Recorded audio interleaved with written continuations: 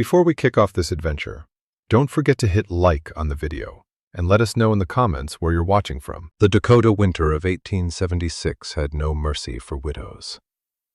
It was a vast white burial ground, a screaming emptiness that swallowed courage and froze a body from the inside out. For CLARA REED, survival was not a season, it was a daily battle, waged with an axe, blistered hands, and a prayer she no longer expected anyone to answer. That battle shifted the morning she found the blood. She followed the dark smear cut across the snow and discovered a man collapsed at the creek's edge, an Apache warrior, broken and bleeding. She knew the law of the land without thinking. Touching him meant a death sentence. The U.S. Cavalry would brand her a traitor. The frontier settlers would do far worse. And yet, she could not leave him there. She dragged him into her cabin, across the threshold of her life. For 3 days she fought fever, fear, and the memories she had buried with Thomas Reed. And the third morning, they came. Not one, not a few, but dozens. Apache warriors, faces painted, voices silent. Their quiet was heavier than gunfire. They encircled her small cabin, and the debt for her mercy came due. Deep winter pressed down on the Black Hills like a living force, a predator leaning its weight against the thin roof of CLARA REED's home. It was the sound of the world, holding its breath, waiting to strike. CLARA hated the silence. It had been her only companion for 4 months now, ever since Thomas. She shook her head, knocking loose the memory and snow from her hood. Don't think, CLARA. Thinking is a luxury. Cut the wood, check the traps, survive. Her breath clouded the air. The cold sat firm at 20 below. Her cabin, one square room of mud-packed logs, rested in a clearing Thomas had hacked out of the aspens with stubborn hope. It was meant to be their stronghold, their future. Now it was a cage. She checked her snare line, fingers numb inside thick wool mittens. Empty. Again. Either the rabbits had learned better, frozen solid, or been taken by the wolves she'd heard howling under last night's blood-red moon. Hunger gnawed, slow and dull. Fear cut sharper. She was low on everything. Flour, salt, and most of all, resolve. Turning back toward the cabin, her eyes scanned the rolling white distance. And then she saw it. Something wrong. A wound in the snow. A spill of dark red, nearly black, near the creek bank. Her first thought was a wolf kill, maybe a deer, fresh meat. Hope flared, dangerous, reckless. She slid the heavy Winchester .73 from her shoulder, the rifle that once belonged to Thomas Reed. Even through wool, the metal bit her palm. She moved slow, snowshoes whispering through fresh powder. As she closed in, the shape took form. Not a deer. A man. Face down, half buried, snow already drifting over his back. Buckskins stiff with ice, long black hair spilled across the white, loose and unbound. An eagle feather knotted into it. Apache. CLARA froze. Her blood turned colder than the air. This was 1876. The year of Custer, of Little Bighorn, the year Apache became a curse in every white mouth across the territory. Soldiers from Fort Laramie had warned those who stayed behind. See an Apache? Shoot. No questions. They'll do the same to you. Thomas had died in a skirmish with a Cheyenne raiding party. They'd found him with arrows in his back. And now she stood over one of their kin. The man did not move. Likely dead. frozen through. She stepped closer, rifle lifted. She could walk away. Let the snow finish its work before nightfall. It was the smart choice, the safe one. Then came the sound, a faint, broken exhale. A ghost of breath lifting into the air.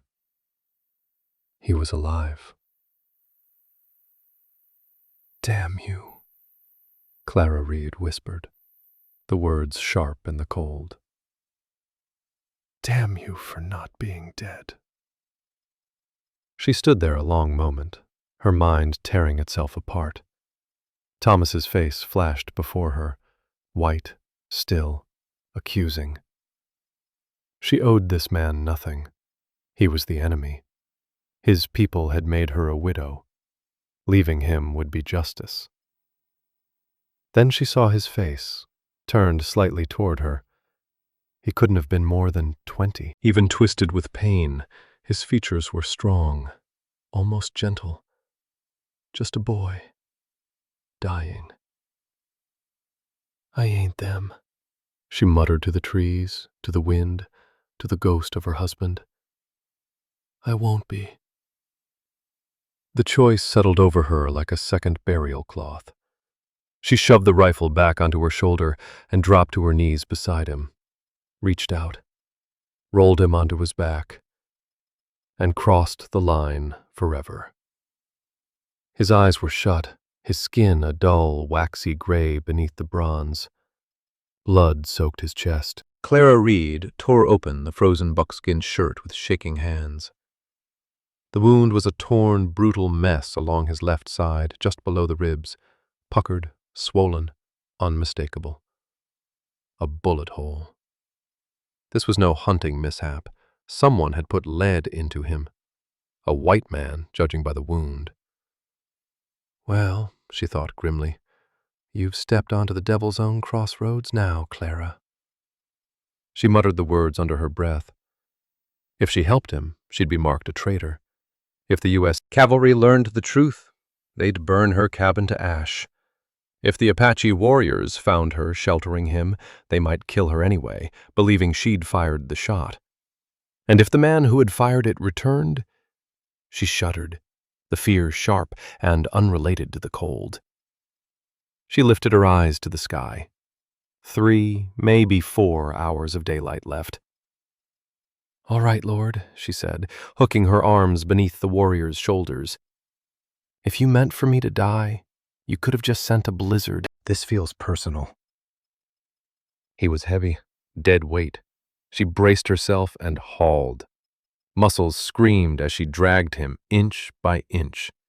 The 50 yards to her cabin stretched into an endless march. She slipped twice, lungs burning, breath tearing out of her throat in ragged sobs. With one final, desperate shove, she hauled him over the threshold and kicked the thick wooden door shut. The cabin fell into the dim, smoky glow of dying embers. He lay sprawled on her floor, bleeding, dangerous. A piece of the wild she had fought so hard to keep outside. She slammed the bolt home. Clara Reed, widow of Thomas Reed, had just pulled her enemy in from the snow. The silence outside changed. It was no longer waiting. It was watching. For a heartbeat, Clara felt safe. The familiar smells of pine, smoke, and old grief were now laced with iron blood and the sour, wet stink of frozen leather. He groaned, low, animal, raw with pain. "Get on with it," she snapped, already moving. First the fire. She fed 3 precious logs into the coals until flames leapt high. Heat was life. Next, water. She hacked ice from the barrel and set the kettle to boil. Then back to the wound. She knelt beside him, practicality taking command. The frozen buckskin wouldn't budge. She grabbed Thomas Reed's skinning knife from the mantel, the same blade she used for rabbits now, and cut the shirt away. Cold air hit his skin. He shuddered violently, eyes fluttering open, black, unfocused, glazed with fever. He saw her only as a pale blur and tried to snarl. The effort tore a cry from him as pain arched his body. "Hold still," CLARA REED ordered, voice rough. "You move, you die. You hear me?" He didn't understand the words, but the command carried clear enough. He sagged back, his jaw locked tight. The wound gaped wide. The bullet had entered deep, but she couldn't tell if it had exited. Ragged flesh, darkened edges already turning angry purple. She drew a slow breath. She'd dressed ranch injuries before, stitched her own hand after an axe slip. This was different. This was beyond anything she knew. "Well, Lord," she muttered, "I got him this far. The rest's on you." She reached for the bottle of carbolic acid Thomas had kept for livestock, her hands trembling. She'd clean the wound, then go hunting for the bullet. She tore a strip from one of her last clean linen sheets. The warrior watched her, barely conscious, eyes burning with hatred and fire. "This is going to hurt," she said. "More than it already does. I'm sorry." She poured the carbolic. He didn't scream. He roared. The sound was deep and feral, rattling the very logs of the cabin. His body went rigid, fingers clawing at the floorboards, but he didn't strike at her. He swallowed the pain whole and let it harden in his eyes. Against her will, Clara felt a sharp, unwelcome respect take root. The kettle whistled. She dropped Thomas Reed's long-nosed pliers, used for mending harness, into the boiling water to sterilize them. Mostly to steady herself, she spoke aloud. "My name is Clara," she said. "I'm either saving your life or ending it. Hard to say." She lifted the hot pliers and her knife and went back to work. "You need something to bite down on." CLARA REED yanked a leather strap from a peg on the wall and held it out. "Here." He glanced at the strap, then at her, pure contempt in his eyes. He spat on the floor. "Suit yourself," she said with a tight shrug. "Don't say I didn't warn you." She went back into the wound. His body locked hard. A low growl rolled up from his chest, but he made no sound. His stare burned into hers, silent, furious, unblinking. Sweat prickled along Clara's brow, though the cabin stayed cold. The bullet sat deep. She felt metal scrape bone. "Lucky," she breathed. "Almost." She clamped onto the lead and pulled. This time he couldn't hold it. A choked, broken cry tore free as his head fell to the side and darkness took him. "Thank God," Clara whispered, dropping the blood-slick, misshapen slug into a bowl. 44 caliber, heavy lead. She pictured the man who'd fired it. This wasn't a long shot. This was close. This was personal. She worked for the next hour without stopping. Cleaned the wound again, packed it with the last of her yarrow and comfrey, the herbs her grandmother had sworn by, then bound it tight with more strips torn from her precious sheet. His breathing stayed shallow. His skin burned under her hands. The fever was coming hard. She eased him out of his soaked trousers and moccasins, eyes averted. She was a widow, not a saint. Still, it felt like crossing a line. She wrapped him in Thomas Reed's heaviest wool blanket, and with strength she didn't know she had, dragged him onto her own cot by the fire. She took the floor. As she shifted his belt aside, a small leather pouch slipped free. Rawhide tie. Inside, one thing. A soapstone hawk, finely carved, wings spread. She closed the pouch, fingers lingering on the smooth stone. This wasn't just an Apache. This was a man with a name, a family, a sign. She settled into the rocking chair, the Winchester laid across her lap, and watched him breathe. Outside, the blizzard rose again, wind screaming along the eaves. The cabin was a fragile pocket of heat and light in an ocean of ice, and she had pulled a shark inside. He moaned, thrashing against the pillow, speaking words she couldn't understand, fast, harsh, pain-filled. 8! 8! He cried, again and again. Clara didn't sleep. She listened to the storm, to the fever's broken language, to the clock ticking like it was counting down a judgment. She had made a bargain. She had traded her safety for a man's life, and she felt it, deep in her bones. The devil would come to collect, soon. Day 2 broke gray and bitter. The storm had passed, leaving a world so white it stung the eyes. Snow drifted 6 feet high against the cabin walls. Frost sealed the windows solid. Clara felt like she'd been awake a year. All night she'd fed the fire and spooned lukewarm water past the warrior's cracked lips. His fever raged. Sometime before dawn, he went still, breathing so faint she pressed her hand to his mouth to feel it. Alive. She rose back screaming, made coffee, thin, bitter, rationed, chewed a piece of hardtack. As she sat, the man on the cot stirred. His eyes opened, clear this time. The fever lingered, but the fog was gone. He was awake and afraid. He saw her and tensed, reaching for the knife that wasn't there. The movement tugged his stitches. Color drained from his face as his breath hissed.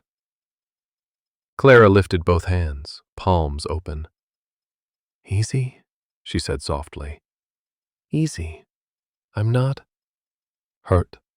No hurt." She pointed to the bandage. "You were hurt. In the snow. I brought you here." He stared at her, eyes dark, sharp, deeply suspicious. His gaze swept the cabin, rifle by the door, bare shelves, the single cot. He was cataloging threats. Weak, but not broken. Clara dipped a ladle into the thin broth simmering on the hearth, more bone than meat, and held the cup out. He didn't move. "Water," she said. "Broth. It's good." Nothing. He wouldn't take it from her hand. He thinks I'll poison him, she realized. With a sigh, she took a sip herself, then set the cup on the floor halfway between them, and waited. She returned to her chair. The silence came back, but it had changed. It carried weight now, sharp and calculating. They remained that way for nearly an hour. The man on the cot watched Clara Reed without blinking. Clara pretended to mend a sock, tracking him from the corner of her eye. At last, thirst broke his resolve. Slowly, carefully, he leaned forward and lifted the cup. He sniffed it, never taking his eyes off her, then drank, quick and desperate, like an animal starved of water. He finished, wiped his mouth with the back of his hand, and spoke. His voice scraped out dry and hoarse. "Why?" Clara looked up, caught off guard. He spoke English, broken but clear. "You were dying," she said simply. "I am Apache." "I noticed." She rose to her feet. "You're white," he said, the word carrying something else with it. Surprise, maybe humor. "My people, your people. We're at war." "Your people didn't shoot you," Clara said. "That was a .44 caliber round. Winchester, maybe a Colt." His eyes narrowed. "One of your people." "Yes." "He is a bad man." he said quietly. Dead eyes. You know his name? Clara asked, her pulse quickening. No, he found me. He paused. My horse. A good horse. He wanted it. So he shot you for it. Her stomach twisted. The wilderness had simple laws, brutal theft among them. I am Rook, the warrior said, lifting his chin though the motion cost him. Rook, Clara repeated. It means crow. She nodded. You know our words. A little, she lied. She'd heard soldiers use them. I'm Clara. Clara. He tested the sound. You helped me. Why? She crossed to the window and scraped a small circle of frost clear with her fingernail. I'm a widow, Rook. My husband, Thomas Reed, was killed by Cheyenne. I've got every reason to hate you. She turned back to face him. And when I found you, I almost walked away. I wanted to. She held his gaze. But I'm not a murderer, and I'm not my husband's ghost. I'm just a woman trying to stay alive. Same as you. Rook studied her. Not as a woman, not as a white settler, but as a living thing weighing another. He gave a single, sharp nod. A truce. The rest of the day passed in quiet. He slept. Clara bundled up and cleared the snow from her door and path, rifle never leaving her reach. She felt eyes on her, but the forest stayed still. When she came back inside, Rook was awake, braced against the headboard. He looked at the bare woodpile by the hearth, then at the bandage at his side. Shame crossed his face. A warrior being cared for by a woman and unable to offer even firewood. Do not, he grunted as she reached for the axe. You stay put, Clara said. You tear those stitches, and all this was for nothing. I've chopped my own wood for 4 months, Rook. I can manage. She stepped outside. The heavy thud of her axe rang through the clearing as it split seasoned pine.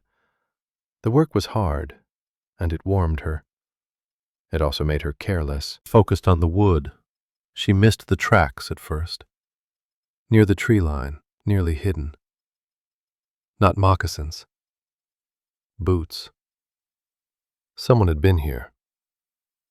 Since the blizzard passed, someone had stood in the pines and watched the cabin.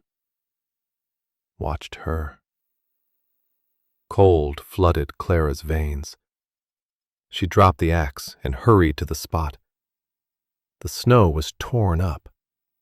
Near a pine trunk, half buried, a glint of brass caught her eye. She dug it out with a numb finger. A single spent cartridge. .44-40. She knew that round. She knew the man who favored it.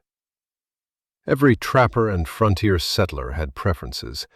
This one, with a small dent on the primer from being chambered and ejected, belonged to one man.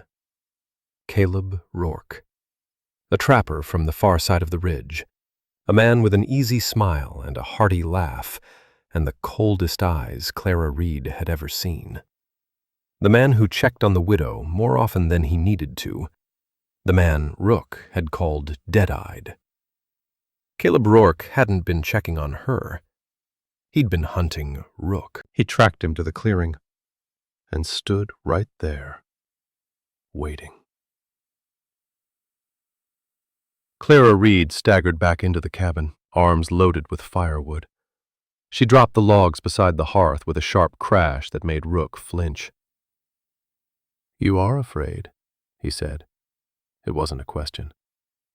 Clara forced her breathing steady.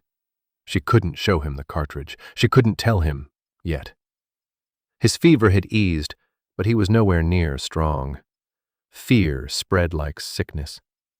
She wouldn't be the one to give it to him. The wood is heavy, she said, lying as she turned her back and fussed with the fire. The man with the dead eyes, Rook said quietly. He was here. Clara froze, the poker clenched in her hand. She turned slowly. You saw him? I smell, Rook answered. He was close. Tobacco. The bad kind. Caleb Rourke. He chewed a foul, sour plug. The poker slipped from her fingers. He was here, she admitted, barely above a whisper. He left tracks. And this. She opened her palm and showed the brass cartridge. Color drained from Rook's already pale face. He knows, he said. He knows I am here. He knows someone is here, Clara corrected, forcing steadiness. He saw the smoke. He checks on you, Rook said, eyes sharp. Now he checks on me. She heard the meaning beneath it. Caleb Rourke wasn't a neighbor. He was a hunter, circling. And she was a lone woman, a prize, no different from Rook's horse. He's a problem I've been managing, Clara said stiffly. He is the Wamakashka, Rook whispered. The parasite. Understanding passed between them, cold and exact. They weren't a white woman and an Apache warrior. They were two hunted things sharing one burrow while the fox tested the door. Night fell, the second night. The wind died, leaving a silence heavier than before. Every pop of the fire, every creak of settling logs sounded like a footstep. Rook's fever, stirred by fear, crept upward again. He drifted into restless sleep, muttering. Clara sat in her rocker, the Winchester across her lap. She hadn't slept in 2 days. Her eyes burned, shadows stretched and twisted in the corners of the cabin. She thought of Thomas Reed. This place had been his dream. We'll build a life, Clara. A real one, away from the filth of cities. He'd been kind, good, but a dreamer. He hadn't understood the savagery of this land. He hadn't been built for it. I am, she thought, tightening her grip on the rifle. I'm still here. This cabin was no dream now. It was a grave she refused to lie down in. Then it came. Knock. Knock. Knock. 3 heavy, confident blows on the door. Rook's eyes flew open, instantly awake, silent. His hand went to the knife that wasn't there. Clara lifted a finger to her lips. She didn't move. Clara Reed, a deep voice called, slick with false warmth. You in there, girl? Caleb Rourke. I see your smoke. Thought I'd check on you, with the snow being so bad. Rook looked at her, eyes burning. Do not open it. She knew better. A woman alone who didn't answer a knock at night invited trouble. It said she was dead or weak. She had to respond. Rook, she whispered sharply. The root cellar. Now! She pointed to the trap door in the floor, hidden beneath a bare hide rug. I am no coward, he hissed, trying to sit. You're a target, she snapped back, and you're in my home. You do as I say, or he kills us both. The logic was merciless. Grinding his teeth against the pane, Rook swung his legs off the cot and nearly collapsed. Clara caught him, shoulder under his arm, half dragging him the short distance to the rug. She yanked it aside and heaved the heavy door open. The cellar yawned below, black, damp, reeking of earth and rot. In, she ordered. Rook lowered himself down, humiliation and pain carved into his face. If he, Rook began. He won't, Clara Reed said flatly, and she closed the door above him. Be silent. CLARA REED shut the trap door, dragged the rug back over it, and smoothed the hide flat with her boot. Knock, knock, knock. "Clara!" "Open this door or I'm coming in. Might be you're hurt." "I'm coming, Mr. Rourke," Clara called back, forcing irritation into her voice. She slid the bar free and cracked the door, keeping her body shielded behind the wood. Caleb Rourke filled the porch, huge, hulking, a black shape against moonlit snow. His buffalo hide coat made him look even bigger. A lantern hung from one hand, a rifle rested easy in the other. Frost crusted his beard, and his eyes. Rook had been right. They were dead. 2 chips of blue ice. He smiled. The smile never reached his eyes. "Took you long enough," he said. "Had me worried." "I was asleep, Mr. Rourke," Clara replied. "What do you want?" "Just checking." He leaned in, sniffing. "Winter's hard on folks, especially a woman alone. Smells different in here," he added. "You got company?" "I've got a cold," Clara snapped. "Burning a comfrey poultice. It stinks." She tried to close the door. His boot blocked it. "Now that ain't neighborly," Caleb Rourke said mildly, pushing past her. He was inside. Clara's heart slammed like a trapped bird. Rourke scanned the cabin, the single cot, the empty chair. "Mighty cozy." His eyes lingered on the cot. "You changed your bedding." "It's my winter blanket," Clara said, her voice betraying her. "Ah," he murmured. He drifted toward the fire. "Word around town. Soldiers from Laramie say a buck from Iron Bear's band went missing. Rogue, they say. Stole a horse." Clara said nothing. She focused on breathing. Could he hear her heart?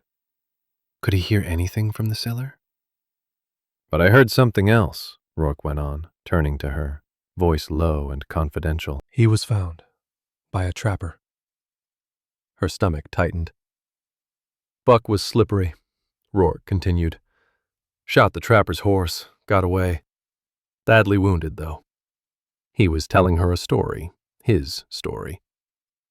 "That's terrible," Clara said. "It is," Rourke agreed, dragging a dirty finger along the mantel. "That trapper would be mighty obliged if someone recovered his property. There's a bounty on any Apache buck, dead or alive."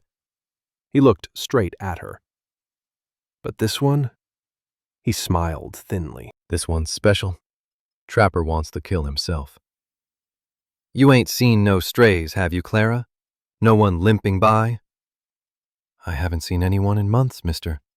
Rourke. You know that." "Right," he said. He didn't believe her. He moved to the door, hand resting on the latch. "You keep that door barred. Dangerous times." He paused. "And you're low on wood." "I'll come by tomorrow," he added. "Help you chop some." It wasn't an offer. "I'll be back," he said, "and I'll search this place top to bottom." "Good night, Mr. Rourke," Clara said. "Good night, Clara Reed." He left. She slammed the door and threw the bolt, leaning her full weight against it as her knees shook. She waited until the crunch of his snowshoes faded into nothing. Then she tore the rug aside and flung open the trap door. Rook rose from the darkness, coiled and silent, Thomas Reed's skinning knife clenched in his hand. He must have grabbed it on the way down. His eyes burned in the dark. "He is," Rook whispered, voice thick with venom. "The one who defiles." "Caleb Rourke," Clara said, helping him out. He was shaking with cold. "And he'll be back by sunrise." The first thin light of the third day seeped into the cabin, staining the frosted windows a sickly blue. The night had been a vigil. Neither of them had slept. Rook sat on the cot, spine straight as iron despite the pain. The visit, the cellar, the looming threat. Something had burned through him. The fever was gone, scoured away by raw, cold adrenaline. He was weak, but the warrior had returned. Clara cleaned her rifle, again. The steady ritual was the only thing keeping her hands from trembling.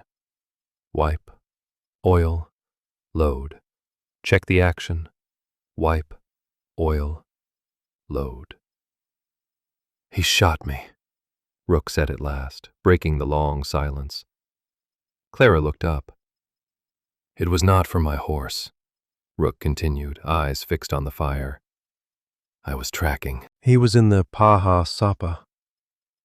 The Black Hills, Clara murmured. Our sacred land, Rook said quietly. He was trapping where he had no right to be, Rook said. They were dead animals, many. He swallowed. Mink. A mine cut into the hills. Winter white pelts. Their hides fetch a high price, CLARA REED said quietly. He was poaching on Apache land. Rook nodded. He saw me. I saw him. He smiled and lifted his rifle. He did not speak. Rook's hand brushed his wounded side. He only shot. My horse startled. I fell. I ran. He followed, until the storm. Understanding settled into Clara like ice. This hadn't been chance. Caleb Rourke had fired in cold blood to hide his crimes. And now Rook was a witness, one who could bring the U.S. Cavalry down on him for illegal trapping in protected territory. He doesn't just want you dead, Clara said, sliding a cartridge into the Winchester. He needs you dead. And you, Rook said, meeting her eyes. He will not leave you. The truth hung there, heavy and unspoken. Rourke wouldn't just kill her. He was the kind of man who lingered. The friendly visits, the concern for the widow, lies to mask a simple hunger. He wanted her land. He wanted her. And Caleb Rourke took what he wanted. He'll try to smoke us out, Clara said, thoughts racing. He'll burn the cabin. Despair rolled through her. 2 against 1. One of them wounded, the other just her. Rourke was a killer. He held the advantage. They were trapped. I will not die in a hole, Rook said, reading her fear. With a low grunt, he hauled himself upright, clutching his side. He swayed, but he stood. Barefoot, wrapped in Thomas Reed's oversized trousers and bandages, he was a pitiful sight. But his eyes burned. He was an Apache warrior, and he would meet death standing. He crossed to the door and lifted Thomas's old hunting spear, more ornament than weapon, testing its balance. No, Clara said, not yet. Rook scraped a clear patch on the frosted window and stared toward the ridge, now washed gold by the rising sun. He is coming, Rook said. The man with dead eyes. Then he stiffened. And my people. They are coming. Clara's blood ran cold. What? How do you know? Last night, Rook said softly. In the cellar, I prayed. Not to your God, to the Great Spirit. I left a sign. This morning, the snow. He trailed off. They were looking. Now they follow. Follow who? Clara whispered, already dreading the answer. Rourke or us? They follow the sign, Rook said. They are here. Clara rushed to the window, gently pushing him aside. At first there was nothing. Trees, drifts, stillness. Then the forest moved. A shadow peeled away from a pine. Another rose from a snowbank. One by one they appeared, on horseback, on foot, silent. They didn't charge in screaming like the dime novels promised. They simply emerged. Warriors. Dozens. Faces painted. Breath clouding the cold. Lances and bows in their hands. A few carried old trade rifles. They formed a perfect, soundless ring around the cabin. They were not watching the ridge. They were not looking for Caleb Rourke. They were all fixed on one place. The front door. "Rook," Clara whispered, her voice breaking. "They're not here for him." Rook studied the circle, the set of jaws, the hard eyes. "They are here," he said, a terrible weight settling into his voice. "For me." His people hadn't come to rescue him. They had come to find him. And they had found him in the cabin of a white woman, one who, to their eyes, was either his captor or his killer. The third day had dawned, and Caleb Rourke was no longer their greatest danger. The clearing lay so still, CLARA REED could hear the creak of frozen leather and the soft snort of a nervous horse. The ring of Apache warriors closed tight, a living wall, breath steaming, eyes fixed, judgment already forming. Rook tightened his grip on the spear. "Do not show fear," he murmured. "They can smell it." "A little late for that," CLARA REED whispered, knuckles whitening around her rifle. One warrior stepped forward, larger than the rest, older. His face was a ledger of old fights and cruel winters. A full eagle feather war bonnet crowned his head, magnificent and heavy with meaning. His buckskin shirt was dense with beadwork. He carried no rifle, only a long lance wrapped in fur. A man of authority. He strode to the center of the clearing and drove the butt of his lance into the frozen earth. The sound landed like an accusation. Inside the cabin, Rook flinched. "What did he say?" Clara asked. "He calls for the white witch who holds his son," Rook replied. "He is Iron Bear." "Your father?" Clara said. "Father," Rook murmured. The word she'd heard through his fever. "Then you should speak to him," Clara said. Rook shook his head. "He sees a snare. He sees his son taken. He is proud, and he is grieving." Another warrior rode forward, lean, younger, a cruel curve to his mouth and restless eyes. He knocked an arrow and leveled it at the cabin door, shouting. "That is Flint," Rook said tightly, quick to anger. "What did he say?" Clara asked. "Burn the cabin. Smoke us out." "That's the answer to everything, isn't it?"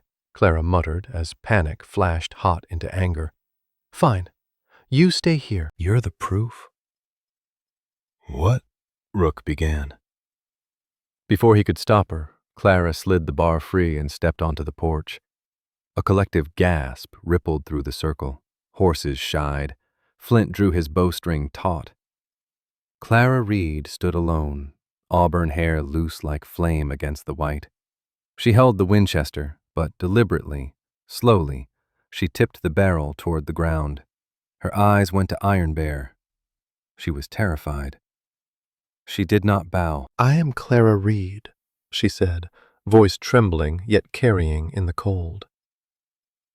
"This is my home." Iron Bear studied her, unreadable. He answered in slow, careful English. "You have my son." "He is in my home," Clara corrected. "He is safe." "Safe," Flint spat, pointing at her. "She lies. She is Washitu." "She shot him. She holds him for bounty." A low, dangerous murmur passed through the warriors. This story they knew. They had seen it before. "No!" Clara shouted. "I did not shoot him. I found him, dying in the snow. Lies, Flint said, arrow rising. Wait! The cabin door opened. Rook staggered out, bracing on the frame, pale, shaking, wearing the white man's trousers, but alive. The iron mask on Iron Bear's face cracked. For a heartbeat, pure relief flooded his eyes. My son. Rook raised a hand. His voice was weak, but it carried. He spoke in his tongue, fast, urgent, pouring truth into the cold. He pointed to his bandaged side, to Clara, to the root cellar. He spoke of fever and broth and nights lived by the fire. The tension shifted. Flint lowered his bow, confusion cutting across his face. Iron Bear listened, eyes locked on his son. Rook's voice grew steadier. He pointed to the trees, the ridge. He spoke a name. Caleb Rourke. The warriors knew it. Anger darkened, deeper than before. Then Rook turned to Clara, and, before his father and the gathered Apache warriors, gave the sign of courage, a fist pressed to the heart. Iron Bear looked at Clara.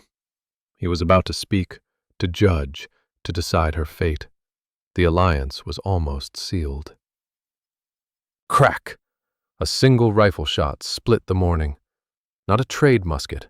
This was the sharp, flat report of a modern repeater. The bullet tore up snow less than 3 feet from Iron Bear's boots. Every warrior spun as one. Attention snapped from the cabin to the ridge, 300 yards away. A puff of white smoke hung in the air. Caleb Rourke. He had arrived. He had seen the gathering in the clearing. He had seen his quarry standing tall. He had seen the white woman he desired. And inside his twisted, hate-ridden mind, he saw only one thing: a nest of traitors. So he chose to finish it himself. Inside! CLARA REED shouted, grabbing Rook. But the Apache warriors did not scatter. They erupted. Half the warriors, Flint among them, spurred their horses and surged toward the ridge, spreading wide, slipping between trees for cover. The rest, Iron Bear included, dropped behind the cabin, using the walls as a shield. Crack! Another shot rang from the ridge. A horse screamed and collapsed, trapping its rider beneath it. Thwack! An arrow, loosed by Flint, fired from a galloping horse, sailed 200 yards and slammed into a tree near Rourke's position. He has the high ground, Rook said, bracing himself beside the cabin, close to his father. His rifle is strong, Iron Bear replied, eyes fixed on the ridge. He's a dead shot, Clara said, mind racing.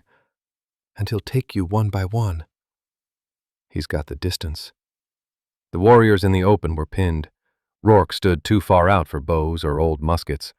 The charge had turned into a furious, exposed line. Rook looked at Clara, desperation burning in his eyes. He will kill them. She looked at the men who moments ago had been ready to kill her. She looked at Iron Bear, a father who had just reclaimed his son. Then she looked to the ridge, where the true monster was reloading. His rifle reaches far, Clara said, sudden clarity cutting through the fear. She spun and ran into the cabin, ignoring the Winchester. At the foot of the cot stood a heavy wooden chest. She threw it open and dragged out Thomas Reed's other rifle, a Sharps, model 1874, 50 caliber. The Big 50. It was monstrous, barrel longer than 3 feet, weight like an anvil. Thomas had bought it for buffalo, then never found the heart to use it. It had sat oiled and untouched for 2 years. But Clara had practiced. She grabbed a fistful of the long, heavy cartridges and ran back out. Rook and Iron Bear stared at the weapon. It looked like a cannon. He is 300 yards, Rook said. This, Clara grunted, settling the massive barrel onto the porch rail. Shoots 800. She was exposed, wide open. But she knew Caleb Rourke. His focus was on the charging warriors. He hadn't seen her. She set the rear sight. 300 yards, cheek pressed to the cold, smooth stock. "Breathe out," she whispered, Thomas's voice clear as memory. "Squeeze. Don't pull." She found him, a flash of buffalo hide in the V-sight. She exhaled and squeezed. The sharps did not crack. It thundered. A rolling concussion slammed the air, echoed off the ridge, and punched her shoulder hard enough to nearly drop her. Every motion in the clearing froze. The charging riders, the men behind the cabin, all eyes lifted to the ridge. For a heartbeat, nothing. Then the dark shape pitched forward. The buffalo coat didn't fall. It tumbled, boneless, spinning down the snow, carving a dark smear. It came to rest face down in a drift, unmoving. The silence afterward was deeper than any before. 50 yards out, Flint reined in his horse. He stared at the body, then at the thin ribbon of white smoke curling from Clara's rifle. Clara herself was shaking, the heavy gun threatening to slide from her grasp. Sulfur and burnt powder stung her nose. She had taken a life. She had killed a man. And the world did not end. Slowly, Iron Bear rose from behind the cabin. He walked not toward the ridge, not to his son, but to her. He stopped 3 feet away. His ancient dark eyes swept over her, her trembling hands, the massive rifle, her face. He searched for something. Fear, bloodlust, regret. Clara Reed simply met his gaze. She was too exhausted to be anything else. Iron Bear turned and barked an order. 2 warriors dismounted and rushed to the fallen rider, hauling him free. He was alive. The rest of the warriors who had charged now guided their horses back into the clearing. The fight was over. They formed a loose half-circle, every gaze fixed on Clara Reed. The raw hostility was gone. In its place lingered something heavier, quiet, unsettling awe. Rook limped to his father's side.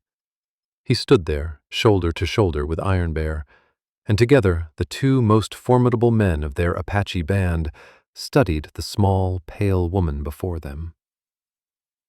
"You have," Iron Bear began, searching carefully for the English words.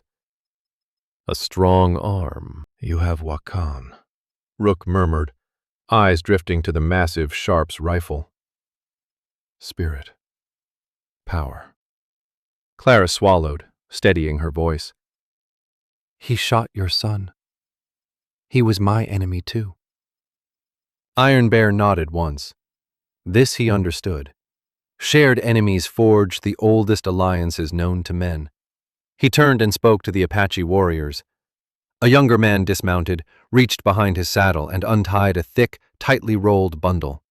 He carried it forward and placed it gently at Clara's feet. "For the pity," Iron Bear said. Clara frowned, confused. "Buffalo," Rook translated softly. "A winter hide, worked by our finest women. It will keep you warm." It was not payment. It was recognition. Iron Bear rested a hand on Rook's uninjured shoulder. "We leave now. The soldier coats, they will hear this." He nodded toward the sharp's rifle. "They will come." He was right. That single thunderous shot would echo for miles. A horse was led forward for Rook. He was helped into the saddle, jaw clenched against the pain. He looked down at Clara, 1,000 unspoken words crowding his eyes. Gratitude, regret, memory. They were too dangerous to speak. Instead, he simply held her gaze. And there, Clara saw something she had not felt in years, her own humanity reflected back at her. "Clara," Rook said. The way he spoke her name was both promise and prayer. "Go," she said quietly. "Heal." Iron Bear raised his hand as silently as they had appeared. The Apache warriors faded into the trees. They did not look back. They took their wounded, their son, and left Caleb Rourke's body for the wolves. CLARA REED stood alone in the clearing. The silence returned, but it was changed. Her cabin was no longer a cage. The snow no longer felt like a burial cloth. It was simply home. She lifted the heavy buffalo hide, glanced once more at the dark speck on the distant ridge, then dragged the hide inside and barred the door. She was alone. But for the first time in a very long while, she was not afraid. CLARA REED survived the winter. The U.S. Cavalry arrived days later, drawn by rumors of a rifle shot. They found only a widow, a warm cabin, and a simple story about chasing off a wolf with a buffalo gun. They never found Caleb Rourke, but the silence of the high plains had changed for her. It was no longer empty. It was filled with the memory of a choice, a moment where she chose to see a human being instead of an enemy. The story of the White Widow and the Apache warrior she saved was never written in any ledger or history book. It lived instead in whispered voices among the Apache warriors, and in the heart of a woman who learned that courage is not the absence of fear. It is clarity and the will to act. In a land shaped by blood and ice, CLARA REED proved that the most dangerous and powerful force was not a rifle. It was mercy. Thank you for listening. If this story has touched your heart, I invite you to stay with us to discover more true tales of the Wild West. Stories that honor resilience, tenderness, and the spirit that God placed in those who blazed the trail. Subscribe, share, leave your thoughts in the comments, and join us once again to journey across this untamed land. Thank you.